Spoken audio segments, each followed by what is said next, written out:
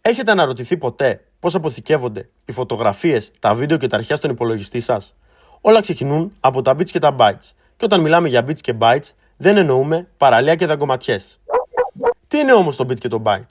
Στην ψηφιακή τεχνολογία, το bit είναι η μικρότερη μονάδα πληροφορίας και μπορεί να είναι είτε 0 είτε 1. Αλλά πώς μπορούμε να χρησιμοποιήσουμε αυτά τα bits για να αναπαραστήσουμε πιο σύνθετες πληροφορίες? Ας πάρουμε για παράδειγμα τις ημέρες της εβδομάδας. Αν θέλαμε να τις κωδικοποιήσουμε με bits, θα μπορούσαμε να χρησιμοποιήσουμε μια μοναδική ακολουθία από 0 και 1 για κάθε ημέρα. Στην περίπτωση του ενός bit, μπορεί να αναπαραστήσει μόνο την Κυριακή ως 0 και τη Δευτέρα ως 1. Άρα δεν αρκεί για τις 7 ημέρες της εβδομάδας. Στη συνέχεια εξετάζουμε την περίπτωση των 2 bits, όπου μπορούν να αναπαραστήσουν 4 από τις 7 ημέρες. Το 0-0 ως Κυριακή, το 0-1 ως Δευτέρα, το 1-0 ως Τρίτη και το 1-1 έως Τετάρτη. Αλλά πάλι δεν επαρκούν. Οπότε, με 3 bits μπορώ να αποθηκεύσω όλες τις ημέρες της εβδομάδας? Σωστά! Με 3 bits καταφέρουμε να αναπαραστήσουμε όλες τις ημέρες της εβδομάδας και μας περισσεύει 1 bit. Αυτή η λογική επεκτείνεται και σε μεγαλύτερα σύνολα δεδομένων. Όσα περισσότερα bits έχουμε, τόσο περισσότερες πληροφορίες μπορούμε να αποθηκεύσουμε.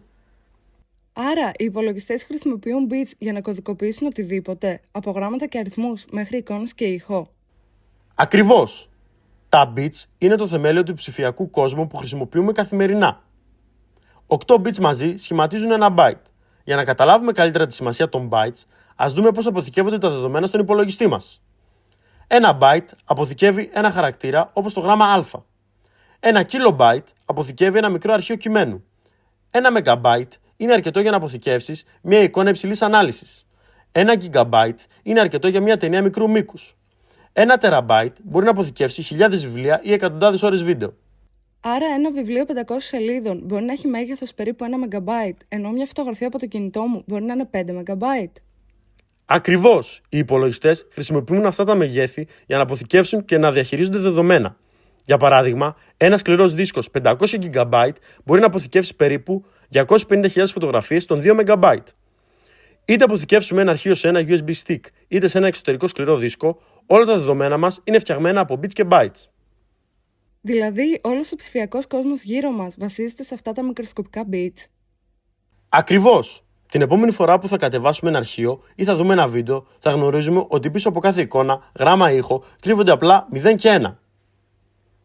Τα bits και τα bytes είναι η δομική λύθη της ψηφιακής εποχής. Όλος ο ψηφιακός κόσμος που χρησιμοποιούμε καθημερινά, από τα αρχεία στους υπολογιστές μας μέχρι τις εφαρμογές στα κινητά μας, βασίζεται στα bits και τα bytes. Αυτές οι μικροσκοπικές μονάδες πληροφορίας, αν και απλές, επιτρέπουν την αποθήκευση, την επεξεργασία και τη μετάδοση των δεδομένων σε τεράστιες κλίμακες. Αυτό ήταν το μάθημα για σήμερα. Τα λέμε στο επόμενο.